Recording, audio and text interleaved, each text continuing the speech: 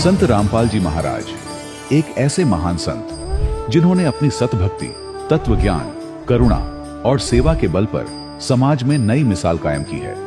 संत रामपाल जी महाराज की अगुवाई में उनके सभी सतलोक आश्रमों से समाज कल्याण के अद्भुत कार्यों ने समाज को सुनहरे भविष्य की एक नई उम्मीद दिखाई है।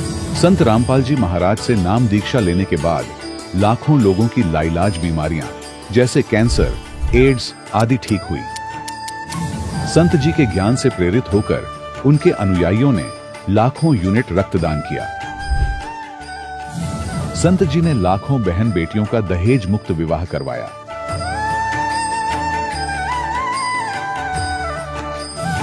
संत जी ने लाखों लोगों का नशा छुड़वाया, करोड़ों उजड़े परिवार बसे।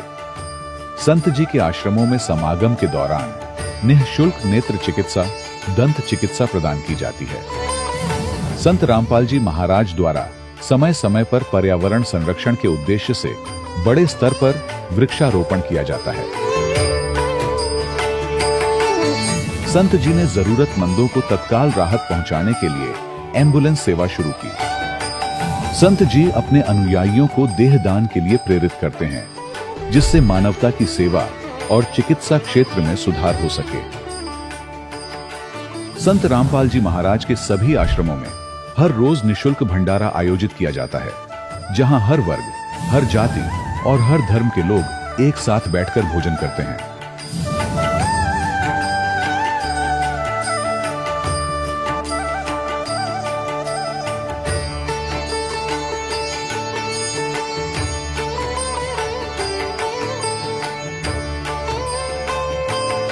संत रामपाल जी महाराज के आश्रम में हजारों बुजुर्गों को सम्मान और प्यार के साथ जीवन जीने का अवसर मिलता है।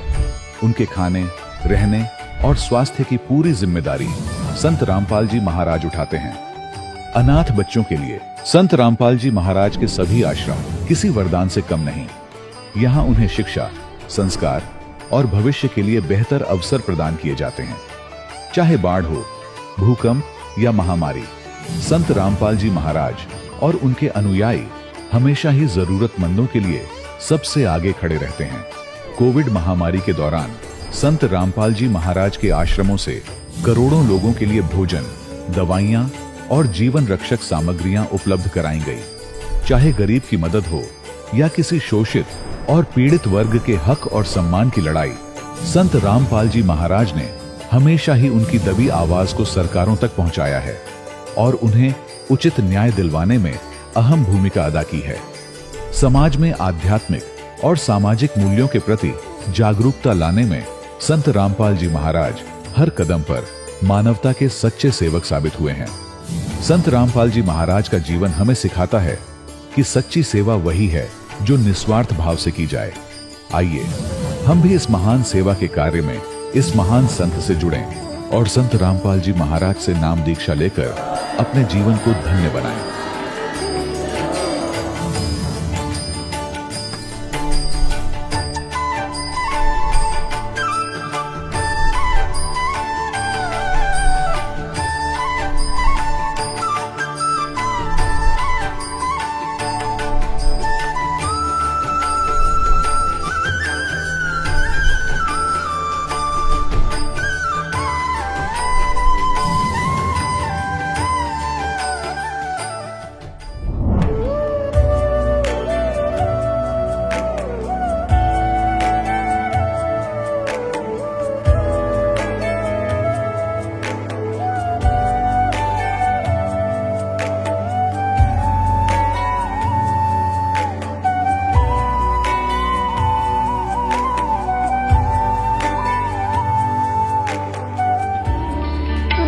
परमात्मा को पाने तथा उसका वास्तविक लाभ प्राप्त करने के लिए पवित्र बाइबल में प्रमाण है कि प्रभु ने मनुष्य को अपना ही स्वरूप बनाया।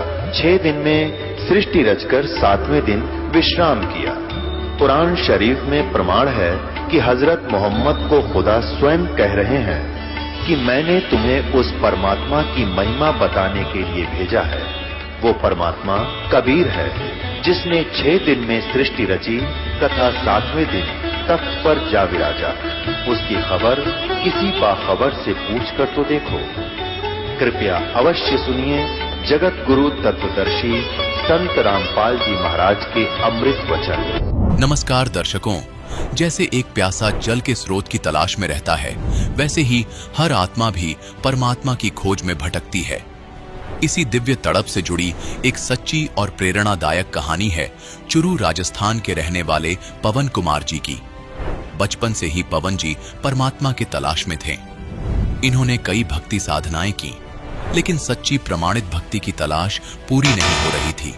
तभी पवन जी को मिली संत रामपाल जी महाराज की शरण, जिससे इनको लगा कि इन्हें संत नहीं बल्कि स्वयं भगवान मिल गए हैं। आखिर पवन जी ऐसा क्यों कह रहे हैं? आइए सुनते हैं पवन कुमार जी की कहानी उन्हीं की जुबानी। नमस्कार सर। सत साहिब जी। क्या नाम है सर आपका? मेरा नाम पवन कुमार है। सर आप कहाँ से आए हैं? मैं राजस्थान का हूँ। जो गीता गोरक्स प्रेस के जो संपादक हैं हनुमान प्रसाद जी पोदार, उनकी जन्मस्थली रतनगढ़ है, जिला चूरू राजस्थान।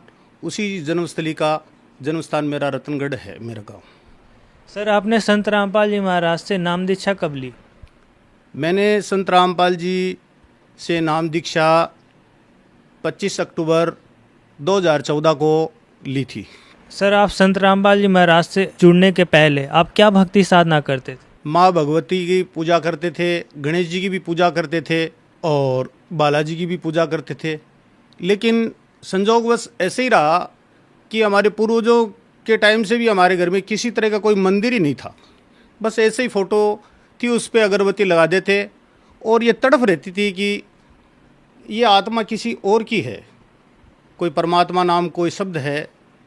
वो तड़फ थी, उस तड़फ के लिए प्रयास करते थे, टेलीविज़न देखते थे और ये जितने भी धार्मिक चैनल आते हैं उनसे संतुष्ट नहीं होती थी।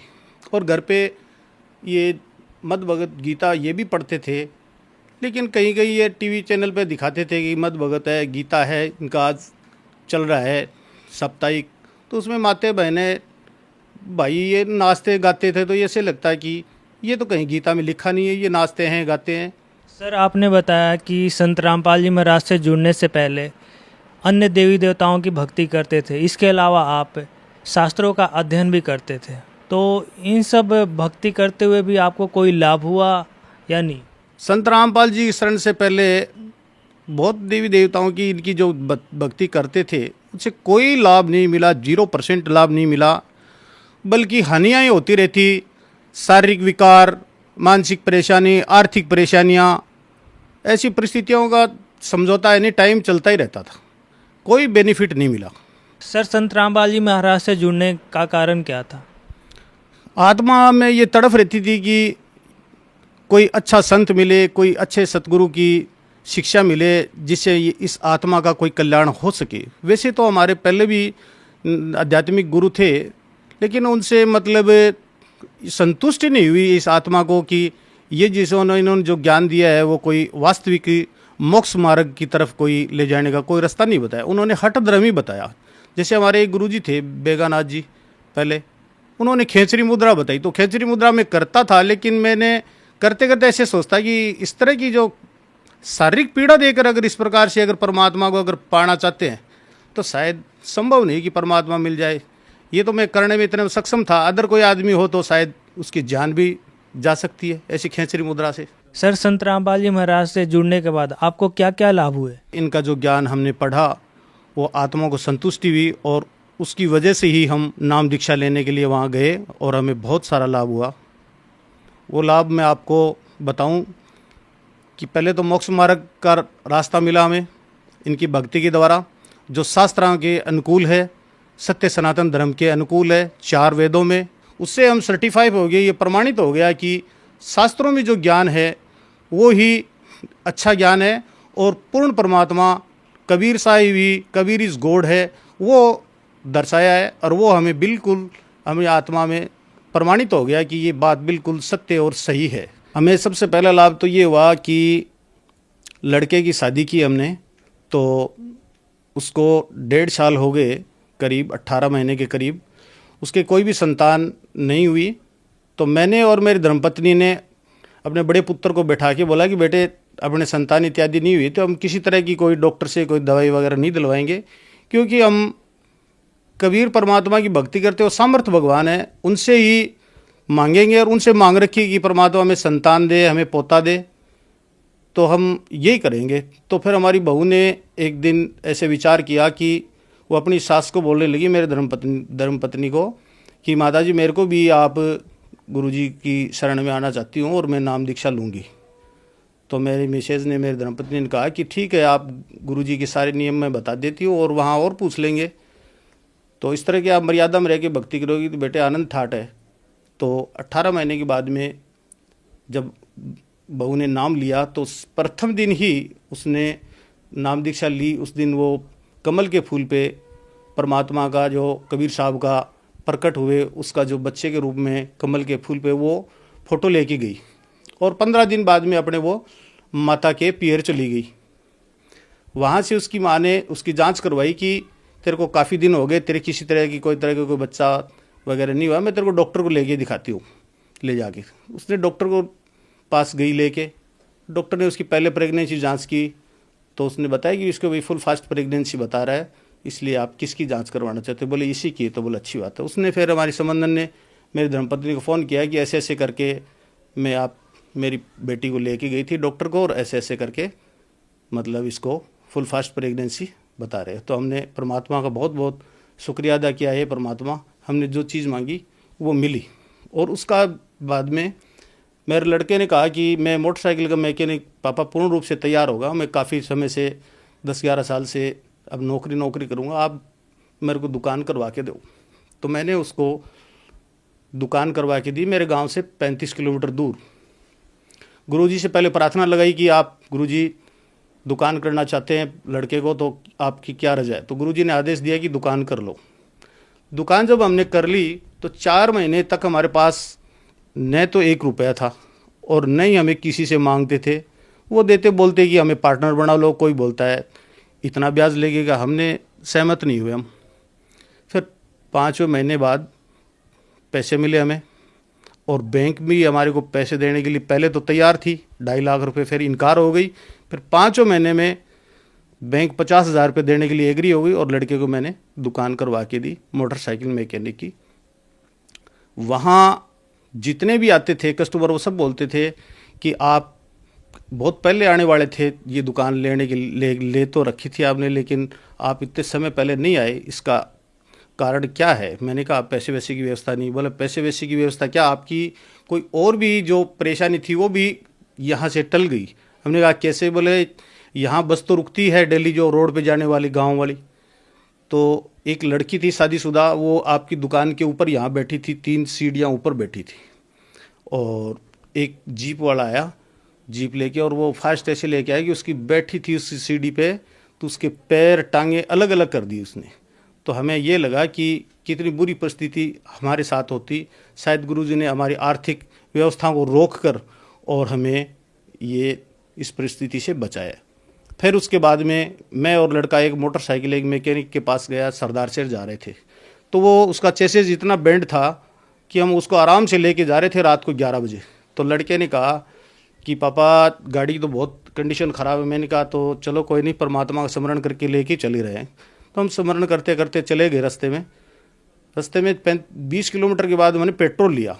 पेट्रोल लेने के बाद में मोटरसाइकिल में से चलते ही मेरे पुत्र के जेब से पर्स निकल के गिर गया। उसने कहा कि पापा मेरा पर्स गिर गया। मैंने कहा ठीक है, मुझे भी मालूम चल गया, मेरे पैर के टच हो गया, गिर जाने दे, जो भी कुछ है वो फिर परमात्मा देगा यार, नहीं उठाएंगे रात के टाइम, कहीं भी नहीं रोकेंगे, चलो कैसे भी। लड़के ने कहा उसमें ऐसे है सामान है, ऐसे पैसे है, आइडिया है। मैंने कहा सारी कुछ बनवा देंगे। ऐसे करके हम पहुंच गए। तो मैकेनिक कहा आप कैसे चल के आए? मैंने कहा इसके ऊपर ही बैठ के आए। तो बोले ये तो बहुत बड़ी कोई शक्ति आपके साथ ही कि आज भी चल के आ सकते हैं, इस पर तो बैठ नहीं सकता आदमी, चल के आ ही नहीं सकता ऐसी बैंड स्थिति में। फिर भी बच्चे ने कहा कि पापा देखो वो पर्स गिर गया, आप पैसे वैसे अब आपके पास ही दो मैकेनिक को। मैंने कहा मैं दे देता हूँ। तो हमने उनको पैसे वैसे दे के उसी मोटरसाइकिल को रात को 3 बजे कंप्लीट करवा के वापस सरदार शहर से हमारे रतनगढ़ आए, 50 किलोमीटर चल के, और सुरक्षित पहुँच गए। और मेरे पुत्र ने कहा कि पापा मेरा पर्स कैसे भी करके मेरी सारी आइडिया बनवा लो। मेरी बीवी ने कहा कि बेटा ऐसे है, अपने गुरुजी से प्रार्थना लगा लो तो मिल जाएगी। ऐसे करते 4 रोज़ निकल गए। हम रोजाना उस बैग को उठाते देखते, उसमें से कुछ नहीं मिलता था। 5वें रोज लड़का जब आया था दुकान से वो बैग को लेके, वो अपनी छोटी बहन को बोला कि ले तेरे लिए आइसक्रीम लेके आ रहा हूँ, तो उसने तुरंत बोला कि ये देखो मेरा पर्स निकल गया। वो मिट्टी से धूल से भरा हुआ था, जबकि मेरे गांव से 50 किलोमीटर दूर रात्रि के टाइम में वो गिरा था और 5वें दिन हमारे घर पे वो वापस लड़के के बैग में ही मिल गया था। जबकि हमारे घर में कहीं भी कोई कच्चा नहीं है, कहीं मिट्टी नहीं है, और रास्ते से लड़का डेली अप डाउन करता बस में, और दुकान में भी उसके अलावा और कोई दूसरा कोई आदमी भी नहीं है कि उसको डाल दे उसके अंदर। ऐसे करके परमात्मा का ये भी बहुत बड़ा चमत्कार है हमारे लिए। और आर्थिक व्यवस्था परमात्मा की दया से इतनी मजबूत है कि आज बिल्कुल अच्छे हैं, वो आपके सामने स्पष्ट है। सर, आमजन को आप क्या संदेश देना चाहेंगे? आमजन को मैं यही संदेश देना चाहता हूँ कि आज से पूर्व जितने भी भक्तजन हैं वो जो भक्ति कर रहे हैं वो शास्त्र के विरुद्ध है, और अब जो भक्ति कोई करना चाहते हैं वो संत रामपाल जी की शरण में आए, और शास्त्रों के अनुकूल जो भक्ति करेगा वो ही मोक्ष मार्ग को प्राप्त होगा। और इनकी जो भक्ति है बिल्कुल सार्थक है, प्रमाणित है, और कबीर इज गॉड ये बिल्कुल प्रमाणित है, इसको कोई संदेह नहीं है। इसलिए सभी भक्त समाज को ये संदेश देना चाहते हैं कि संत रामपाल जी महाराज की शरण में आए, और अधिकतर टीवी चैनल चलते हैं उनके माध्यम पे जो मोबाइल की जो पट्टी चलती है उसके संपर्क करके आप जिस किसी क्षेत्र में रहते हैं उस क्षेत्र में आपको नाम दान के अंदर पे वो आपको भेज देंगे, और नाम दीक्षा लेके अपनी मर्यादा में भक्ति रह के और अपना मोक्ष मार्ग करवाएं। धन्यवाद सर। सत साहिब। दर्शकों, अभी आपने सुने संत रामपाल जी महाराज से दीक्षा प्राप्त करके सुखी हुए भक्त के अनुभव। अब देखिए जगत गुरु तत्वदर्शी संत रामपाल जी महाराज के मंगल प्रवचन। जैसे शिवदयाल जी की मृत्यु से पहले बुक्की उसका भोजन बनाती, होका भर के देती, वो पिया करता और खाता था। उसी तरह से कुल काम करने लगी, और स्वामी जी महाराज उनको ध्यान के समय में प्रगट दर्शन देते थे, और कुल सेवा भी उसी तरह कबूल फरमाते थे। यानी बुक्की बैठती पलंग पे, ओका भर के और खाना खाती, और फिर ओका पीती। यानी उस शिवदयाल जी उसके अंदर ओका पीवे, रोटी खावे। उसी तरह से फिर सब सेवा कबूल करने लग गया, जैसा कि अंतर ध्यान होने से पेस्तर करते थे। पेस्तर माने पहले। अब बुक्की पहले ओका ना पीवा थी, फिर ओका पीने लगी, क्यों भूत पीवा उसमें। बुक्की जी को महाराज उनके आखिरी दम तक प्रकट रहे, कि मरी जब तक उस समय रहे हुए भूत पहुंच गया नामी लोक में। ये तो बुक्की लोक में आ गए। फिर यहां तक कि जिस किसी को जब कोई बात स्वामी जी महाराज से अर्ज करनी होती थी तो वे बुक्की जी के जरिए से दरियाफ्त कर लिया करते थे।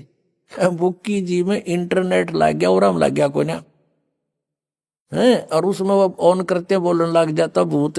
यानी बुक्की जी अभ्यास के समय स्वामी जी महाराज को प्रकट कर लेती थी, या लिपा पोती करें भी महाराज जी को प्रकट करके हम कलाम हुआ करती थी, यानी तो बातें कराया करती। फिर सतलोक में कित गया वो। इस नियाजमंद को भी जब कभी भीड़ के समय में घबराहट होती थी, लेखक कहता उसका छोटा भाई शिवदयाल जी का कि मुझे भी कोई आपत्ति आ जाती थी, कोई समस्या आ जाती थी और घबराहट होती थी, तो किसी तरह से अकल काम नहीं देती थी, तब बुक्की जी के जरिए से स्वामी जी महाराज का हुक्म लिया करता था। इंटरनेट खोल लिया करता, बुक्की में लाग रहा था वो, उड़ा हाथ जोड़ के कहता, और भूत उसमें बोल रहे था बुक्की में, उसके माध्यम से उसके जरिए से हुक्म लिया करता था, और जैसा हुक्म होता था उसी के मुआफिक बंदा कारबंद होता। इसी तरह से राय साहब ने, जो सालिग्राम जी था, मौज की थी कि बुक्की के जरिए से 2-4 बार हुक्म हासिल किए थे। अपनात्मा परमात्मा कहा करते थे, साच कहूं तो जग मारे, पर झूठ कही ना जाई हो, और साच न जग माने नीन झूठों जगपति आई हो। अब इन्होंने कितना देश बिगाड़ दिया बताओ, करोड़ों की संख्या में। इनको कख का पता नहीं, स्वयं भूत बन रहा, हेड ऑफ द डिपार्टमेंट इनका। अन्य की क्या दशा होगी। अब उसी से एक पंथ निकला है मथुरा में, जय गुरुदेव नाम रख लिया। वैसे वो कहते हैं, जो तुलसीदास साहिब जी बैठे हैं उसमें गद्दी पर, वो कहते हैं ये जय गुरुदेव तो परमात्मा का नाम है, लेकिन उसी उनके अनुयायियों ने उसको जय गुरुदेव नाम से प्रसिद्ध कर दिया और उसने वो स्वीकार कर लिया। यानी जय गुरुदेव मथुरा के अंदर पंथ चल रहा है और सन 1954 से ये महात्मा संत सत्संग कर रहा है। 1954 से, जब दास केवल 3 वर्ष की आयु का था। क्योंकि ये पुण्यकर्मी प्राणी है, पूर्व जन्म के ऋषि महर्षि थे ये, इनके अंदर पिछले संस्कार अभी प्रबल थे, भक्ति के लिए इधर उधर भटके राधा स्वामी उस शिवदयाल के चक्कर में ये भी फंस गए। अब पूर्व जन्म के संस्कारों को, शुभ संस्कारों के कारण इनकी दिव्य दृष्टि भी काम करती थी। इन्होंने कई भविष्यवाणी भी की है। आज से सन 71 में इन्होंने एक भविष्यवाणी की है। किसने? श्री तुलसीदास साहेब मथुरा वाले जय गुरुदेव पंथ के प्रवर्तक ने। वो आपको उन्हीं की पुस्तक से पढ़कर सुनाते। फिर आप बुद्धिमान हो, देखना वो किसके ऊपर खरी उतर रही है। एक पुस्तक है जय गुरुदेव की अमर वाणी, भाग 2।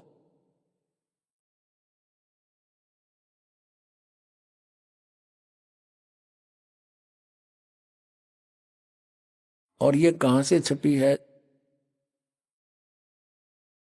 ये है शाकाहारी सदाचारी बाल संघ के से संकलित। प्रकाशक है दिव्या शर्मा, 88 साकेत कॉलोनी मथुरा से। मुद्रक है अर्जेंट प्रिंटर्स, पुराना बस स्टैंड मथुरा से। और ये है वो महात्मा, महान आत्मा। अब इनके ये हाथ भी गले पड़े हैं।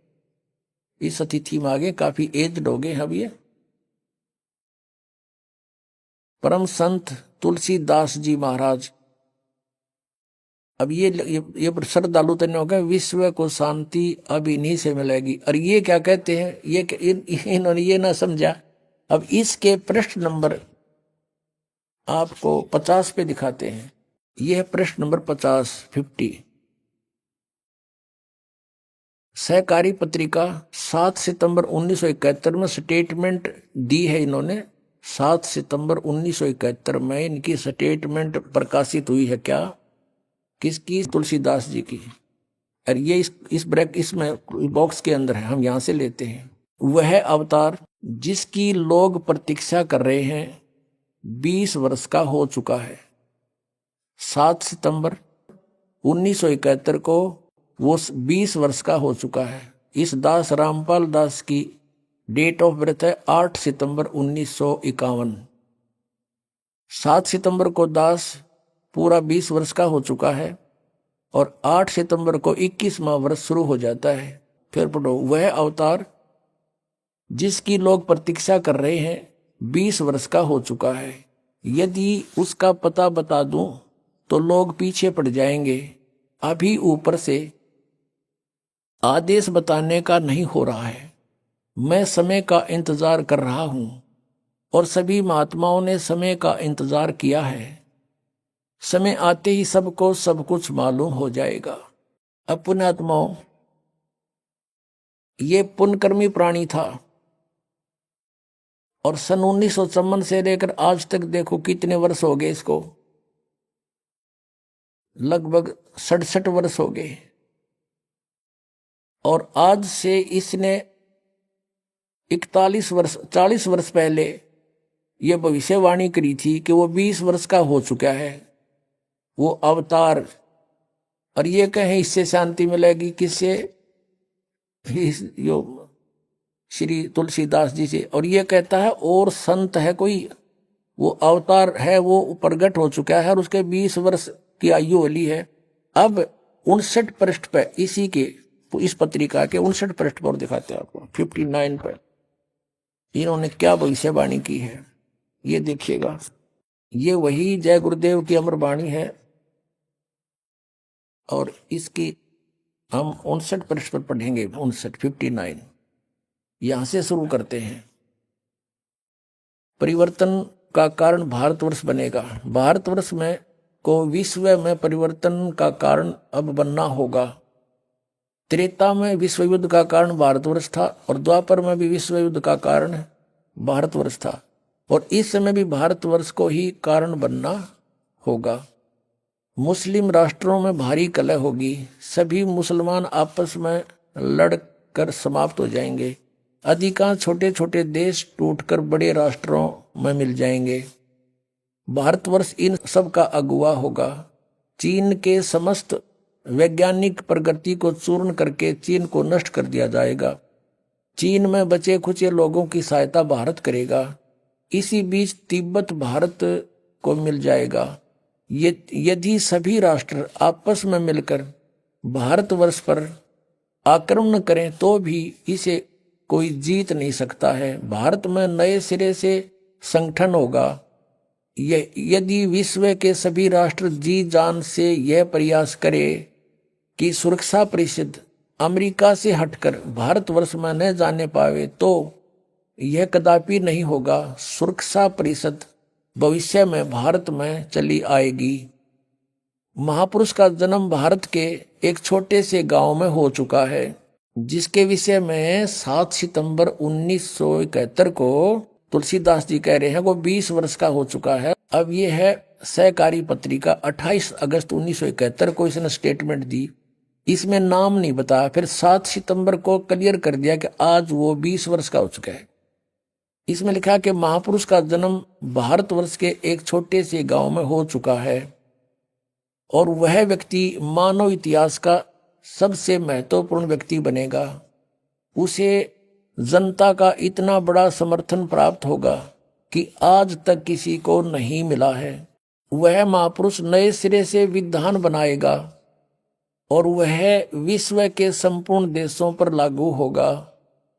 उसका एक झंडा होगा और एक भाषा होगी। अपने आत्माओं, कबीर परमेश्वर आए थे क्योंकि वे स्वयं परमेश्वर हैं और परमेश्वर की महिमा को परमेश्वर ही जान सकता है। इसलिए उन्होंने अपनी महिमा आपा आकर बताई कि हम ही अलख अला हैं, कुतुब गोस और पीर, गरीबदास खालिक धनी हमरा नाम कबीर। अब रामानंद जी से परमात्मा कबीर जी अपना परिचय दे रहे हैं, लेकिन वो समझ नहीं पा रहे कि ये सच्चाई बोल रहे हैं। जैसे तुलसीदास जी हुए हैं जिन्होंने रामायण लिखी है। कौन सी रामायण? श्री रामचंद्र जी वाली रामायण लिखी है। उनकी दिव्य दृष्टि खुल गई थी। इस दिव्य दृष्टि की कुछ रेंज होती है, जैसे सूक्ष्मदर्शी की होती है दूरबीन की, उसकी अपनी अपनी रेंज होती है, कहां तक देख सकती है। तो ऐसे उस तुलसीदास जी ने लाखों वर्ष पहले की घटना घटी हुई श्री रामचंद्र जी और रावण के बारे में वो एज इट इज अपनी भाषा में, अपने लैंग्वेज में, चौपाइयों में, दोहों में लिख दी। इसी प्रकार आदरणीय गरीबदास साहिब जी ने परमात्मा से परिचित होकर के परमेश्वर ने उनका ज्ञान योग दिव्य दृष्टि खोल दी थी। उसके बाद गरीबदास जी ने परमेश्वर के पहले और आगे के सब घटनाओं का, दृष्टांतों का विवरण अपनी लैंग्वेज में, अपनी वाणी में लिखा है, तुलसीदास जी की तरह।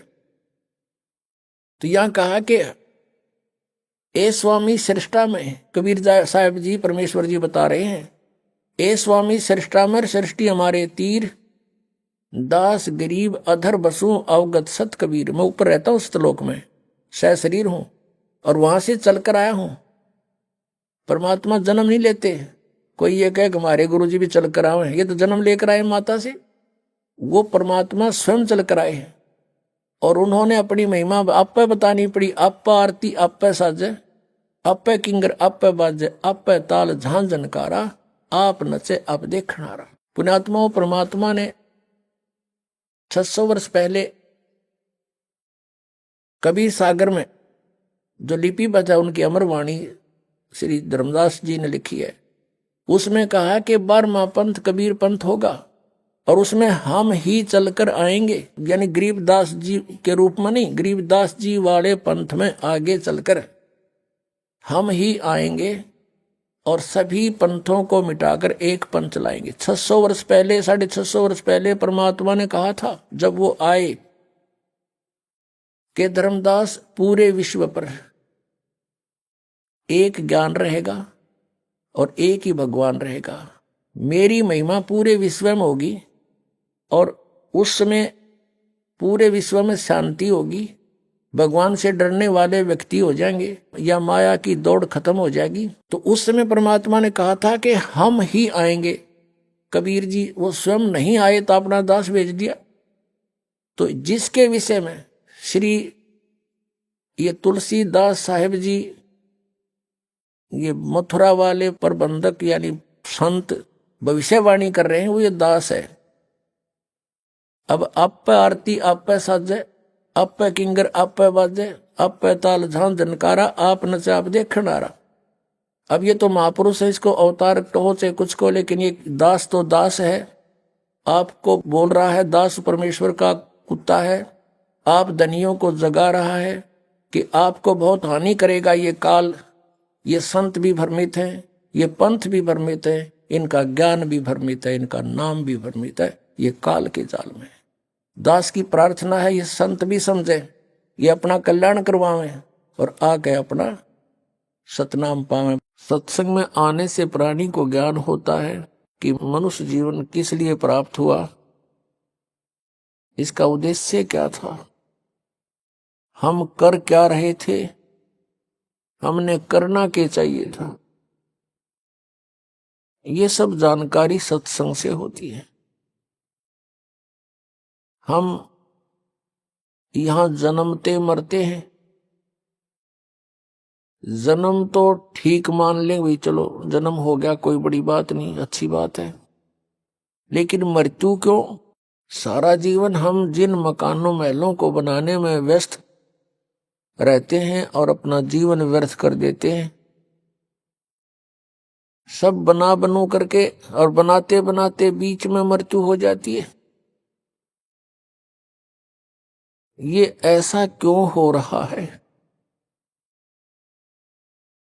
जब तक हमें तत्व ज्ञान प्राप्त नहीं होता तो हम सभी को अज्ञान रूपी मोतियाबिंद होता है। परमेश्वर स्वयं आते हैं, वो इस अज्ञान रूपी मोतियाबिंद का ऑपरेशन करते हैं। वो स्वयं वैद्य हैं, वो स्वयं ही तत्वदर्शी संत हैं। उनके अतिरिक्त कोई भी आध्यात्मिक ज्ञान को नहीं जान सकता, या फिर जिसके ऊपर परमेश्वर स्वयं ही रजा बख्शते हैं वही जीव परमात्मा के उस तत्व ज्ञान से परिचित हो पाता है।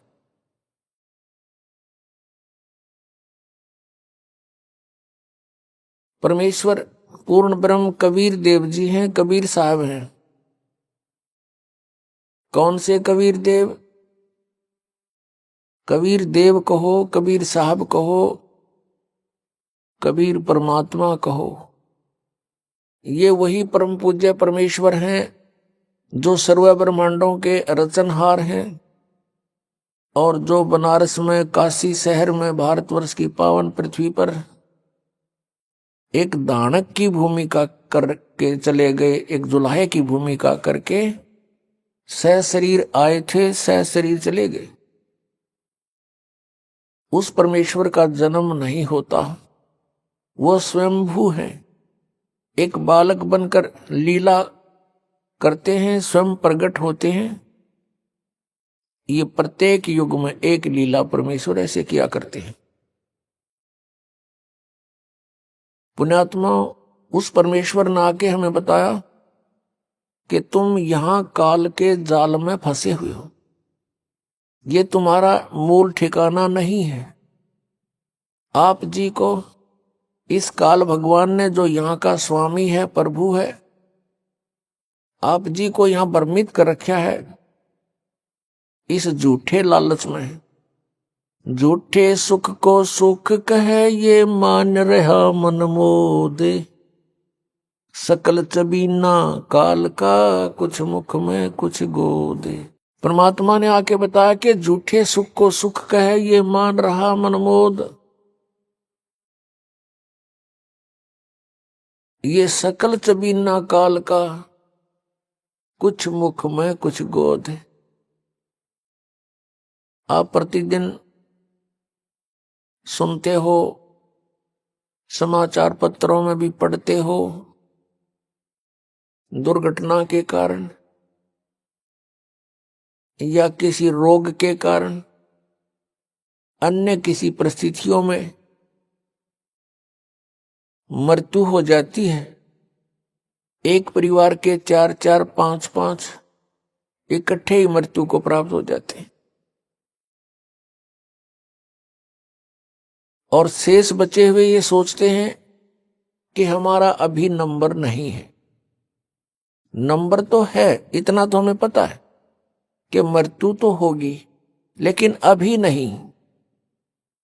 ये अभी नहीं वाली जो हमारे अंदर एक घर कर गई है बात, ये हमारे लिए बहुत भयंकर है, बहुत दुखदाई है।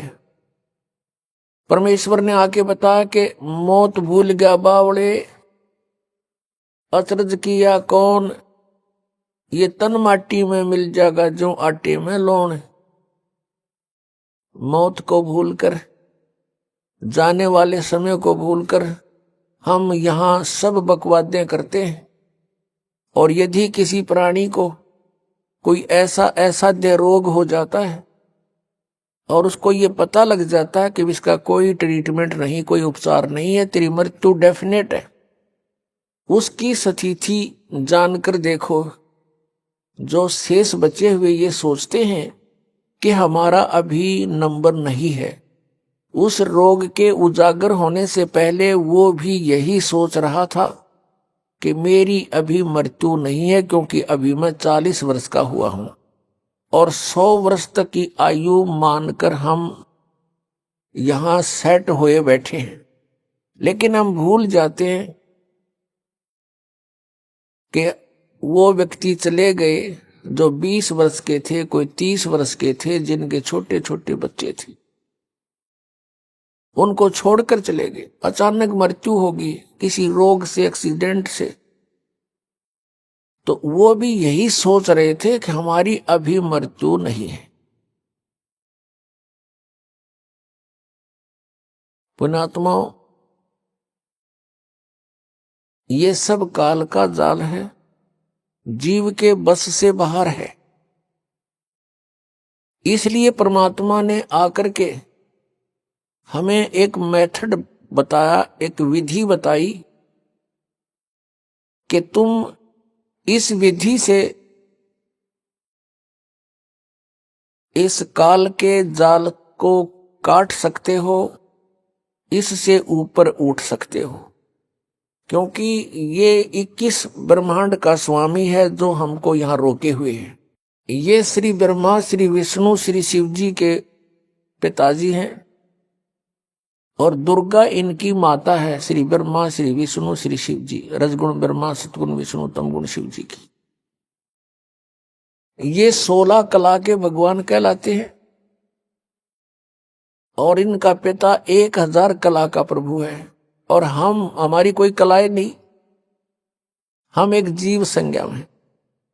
तो श्री ब्रह्मा, श्री विष्णु, श्री शिव जी को भी वो ऐसे ही चक्कर में डाले हुए हैं, उनको भी रोका हुआ है। तो हम आम जीव की अब क्या बुनियाद है? 1000 कला का मालिक ये काल है, तो हमने उस असंख्य कला के मालिक की शरण ग्रहण करनी पड़ेगी। उस असंख्य कला के स्वामी के आड़ में, ओट में, उसके सहारे से हम इसके काल के लोक को पार कर सकते हैं।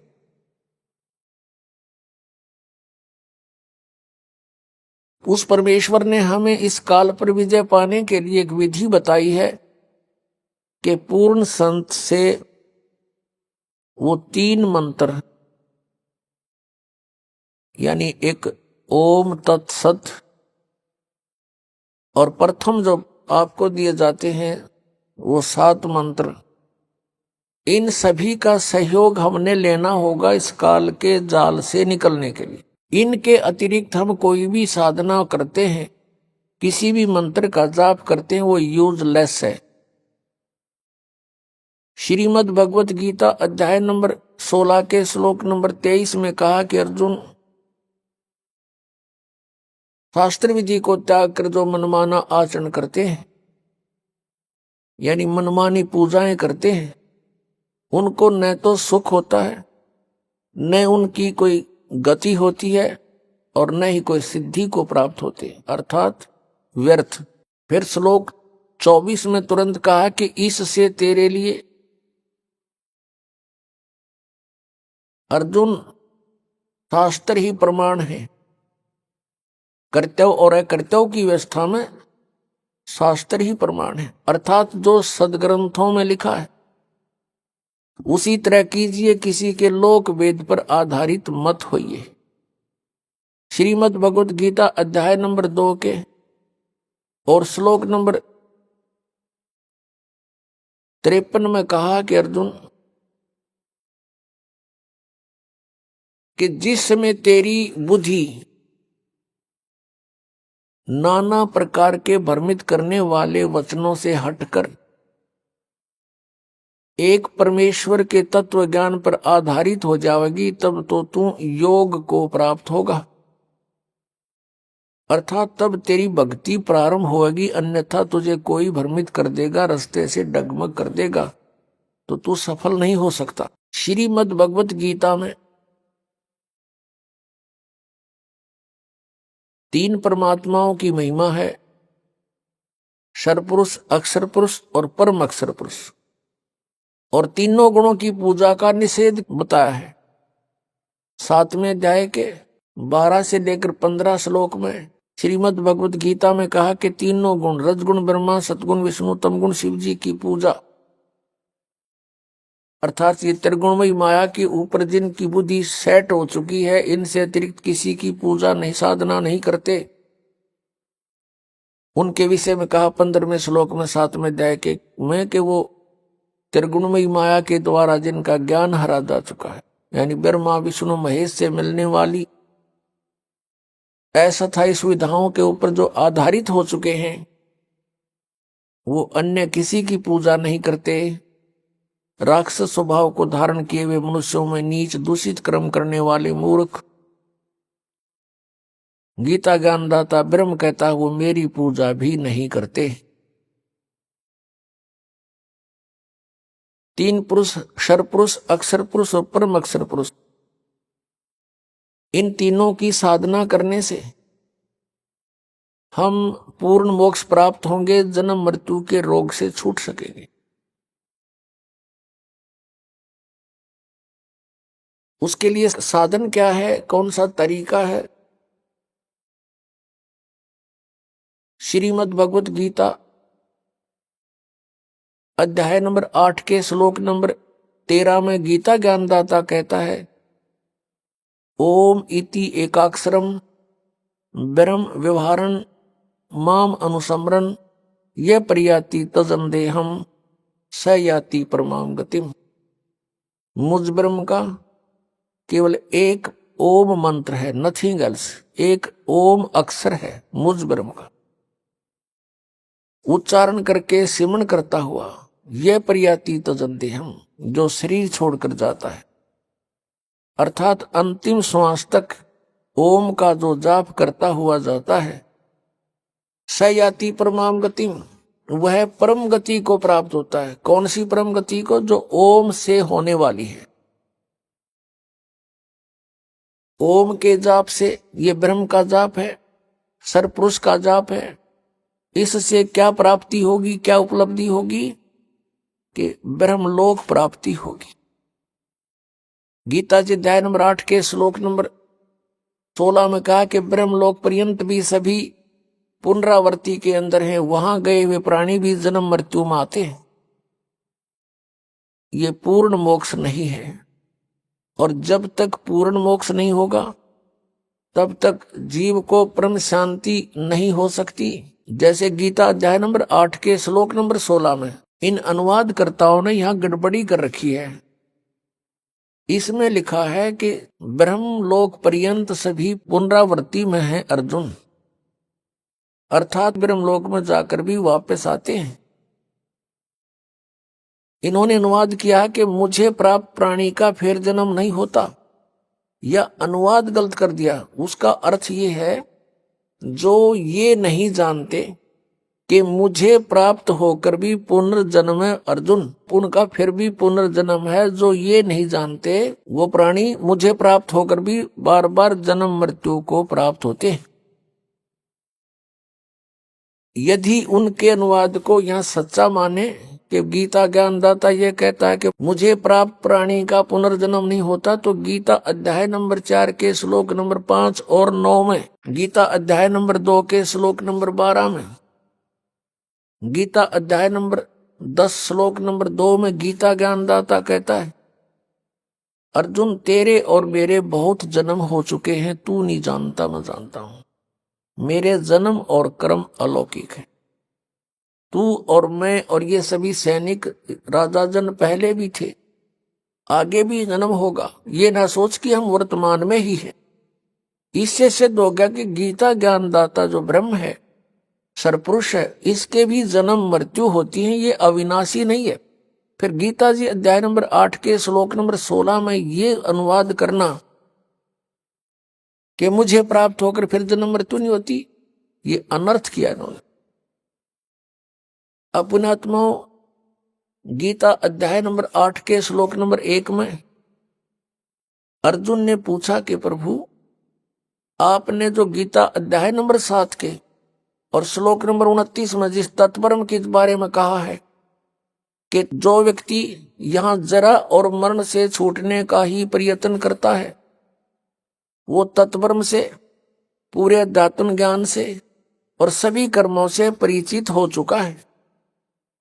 वो फिर यहां से जरा यानी बुढ़ापा, मरण माने मृत्यु, क्योंकि सबसे बड़ा कहर इस प्राणी पर वृद्ध अवस्था होता है, और उसके बाद फिर मृत्यु, इससे भी बूढ़ा।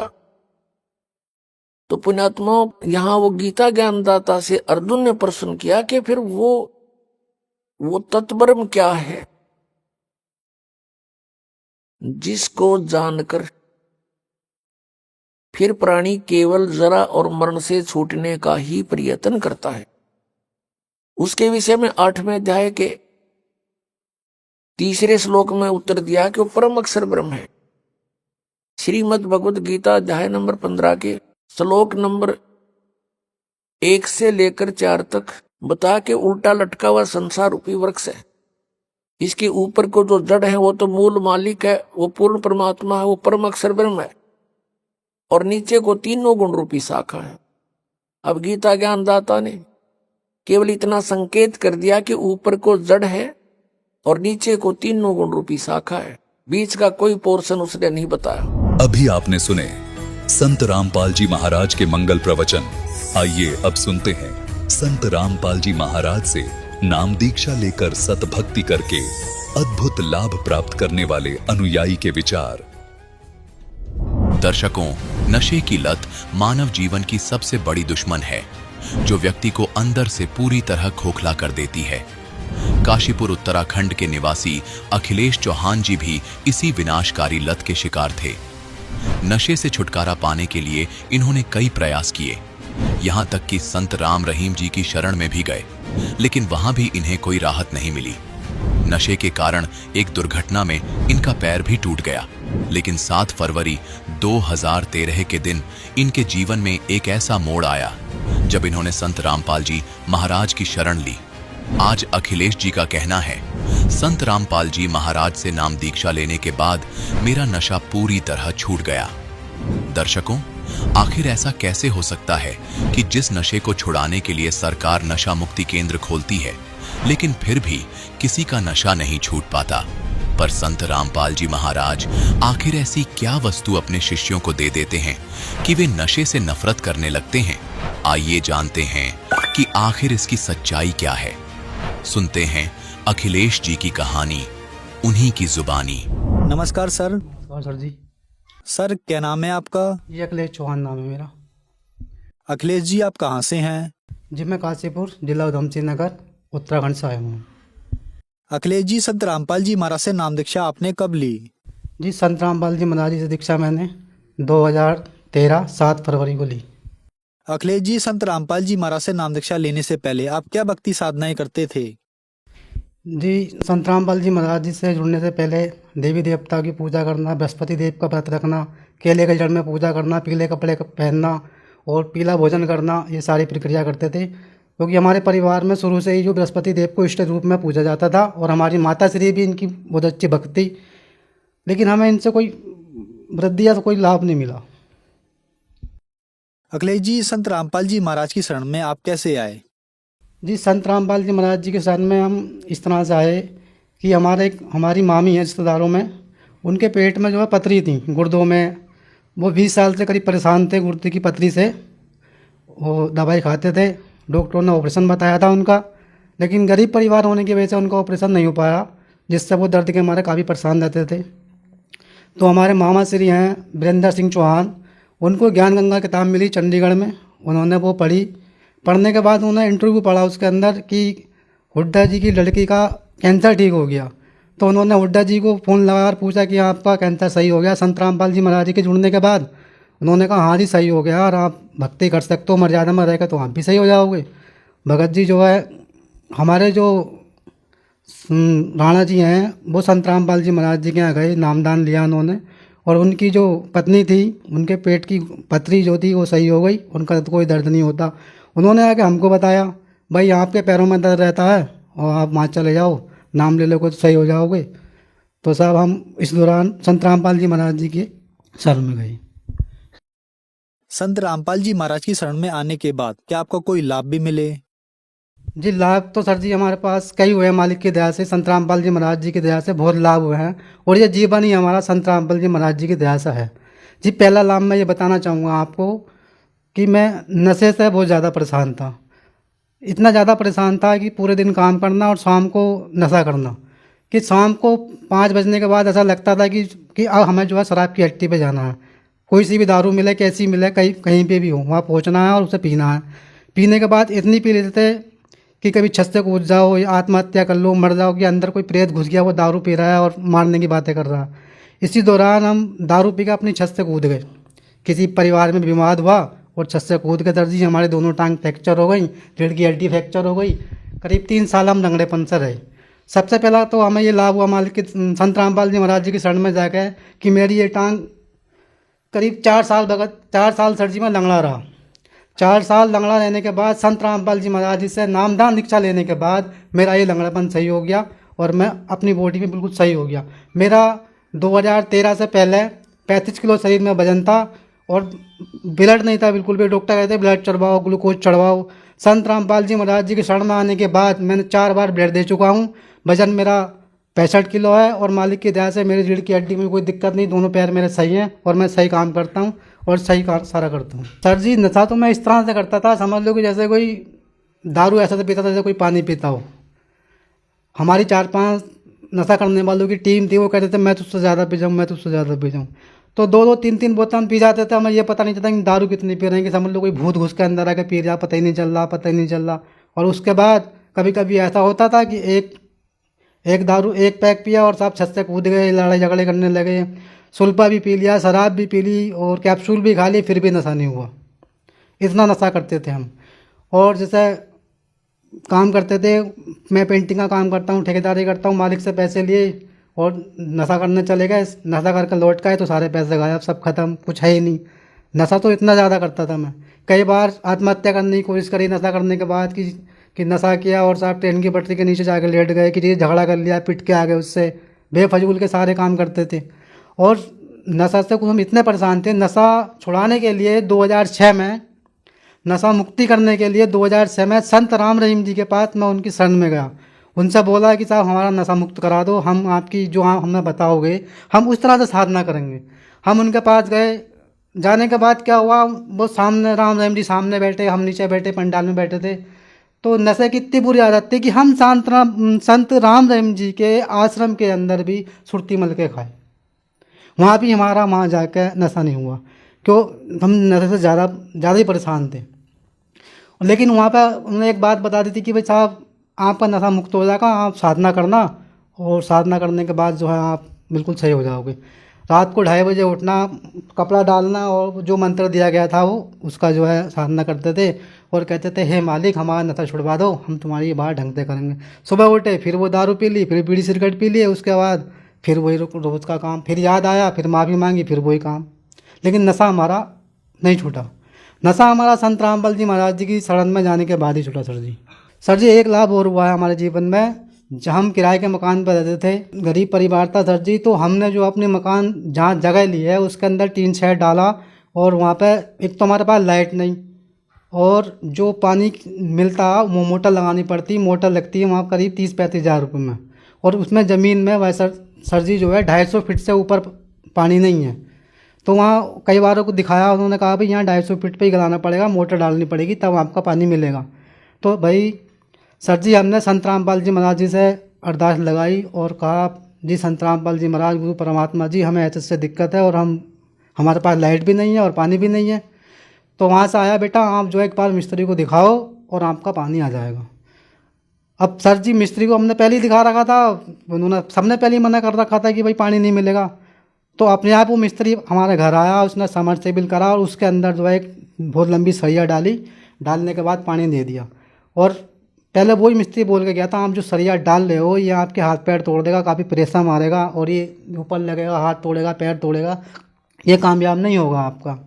उसके बाद वो खुद आया और उसने सरिया डाला और वो नल आज तक ऐसे ही चलता है, जरा सा बच्चा चल रहा था, कोई झटका नहीं मारता। और उस जगह के एरिया में कोई ये कहे कि मैं झूठ बोल रहा हूँ, आज भी काशीपुर में, जिला उधम सिंह नगर, काशीपुर पॉलिटेक्निक के पास, पूर्व बिहार, अखिलेश चौहान मेरा नाम है और मेरी माँ का नाम शीला है। वो नल आज भी खड़ा हुआ है और आज भी पानी देता है, कोई भी जगह चला सकता है। उस मोहल्ले के अंदर किसी के यहाँ हैंडपम्प नहीं लगा हुआ, ये हकीकत बात बता रहा हूँ मैं। किसी के यहाँ पानी नहीं है, सब लाइट भाग जाती है, अगर घंटों अगर लाइट नहीं आए तो सब पानी को परेशान हो जाते हैं, सब उस नल से पानी भरते हैं। वो संत रामपाल जी महाराज जी के दया से वो नल आज भी चल रहा है। अखिलेश जी आप बहुत ज्यादा नशा करते थे, नशा छुड़ाने के लिए आप राम रहीम जी के भी पास गए, वहाँ पर आपका नशा नहीं छूटा, लेकिन संत रामपाल जी महाराज की शरण में आने के बाद आपका नशा छूट गया। तो सर ऐसा कैसे संभव हो रहा है कि जो श्रद्धालु संत रामपाल जी महाराज से नाम दीक्षा लेते हैं उनका नशा एकदम से छूट जाता है? जी सर जी देखो ये तो ऐसा है ना, जितने भी इससे पहले और भी संत हैं, औरों के पास भी जा रहे हैं, नशा मुक्ति के लिए जा रहे हैं, रोग ठीक कराने जा रहे हैं, जैसे भी जा रहे हैं, तो वहाँ पे जो है ना पूर्ण शक्ति नहीं है, पूर्ण परमात्मा नहीं है, वहाँ पे जो पावर मिलनी चाहिए वो नहीं मिल रही है। हम राम जी के यहाँ गए, उन्होंने हमें मूल मंत्र दिए, लेकिन वो मूल मंत्र उन्होंने काम नहीं किया, क्योंकि उनके जो देवी देवताओं के मूल मंत्र हैं वो और किसी संत के पास है ही नहीं। और यहाँ जो संत रामपाल जी महाराज जी के पास जो भी भक्त आता है या जो भी कोई जगत का आता है या कहीं की भक्ति करने वाला आता है, उसको सही भक्ति मिलती है, सही राह मिलती है, सभी देवी देवताओं के सच्चे मंत्र मिलते हैं, जिन मंत्रों का जाप करने से आपके सारे रोग दूर हो जाते हैं, सारा नशा दूर हो जाता है, सारी बीमारी दूर हो जाती है। अखिलेश जी आज टीवी पर आपको लाखों दर्शक देख रहे हैं, उनके लिए आप क्या कहना चाहेंगे, खास करके उन व्यक्तियों के लिए जो अपना नशा छोड़ना चाहते हैं लेकिन नहीं छोड़ पा रहे हैं? देखो सर जी मैं उनके लिए ये कहना चाहूँगा, सबसे पहली बात तो है कि बंदा नशा खुद नहीं करता, उसको एक आदत पड़ जाती है करने की। फिर कुछ हमारे पितर पूत प्रेत ऐसा होता है अंदर घुस जाते हैं बॉडी के अंदर, वो नशा करता रहता है, हमें पता नहीं चलता हम कर क्या रहे हैं। और आपने अपना जीवन सुखी बनाना है, अगर आपने अपने बच्चों को पालना पोसना अच्छा करना, अगर अपने परिवार में, अपने समाज में, अपनी जगह पे इमेज बनानी है, तो आपका नशा जब ही छूटेगा जब आप संत रामपाल जी महाराज जी के शरण में आओगे और उनसे नाम दीक्षा लेके भक्ति करोगे। अखिलेश जी संत रामपाल जी महाराज से नाम दीक्षा कैसे ली जा सकती है? सर जी संत रामपाल जी महाराज जी से दीक्षा लेने के लिए विभिन्न चैनलों पर सत्संग चल रहे हैं और आप उन पर संपर्क करो। पुस्तक ज्ञान गंगा, जीने की राह, गीता तेरा ज्ञान अमृत, ये संत रामपाल जी महाराज जी के भगत जो है वो बांटते हैं, फ्री सेवा करते हैं, उनको पढ़ो, उनसे लो, समझो और संत रामपाल जी महाराज जी से दीक्षा लीजिए। धन्यवाद सर। साहिब।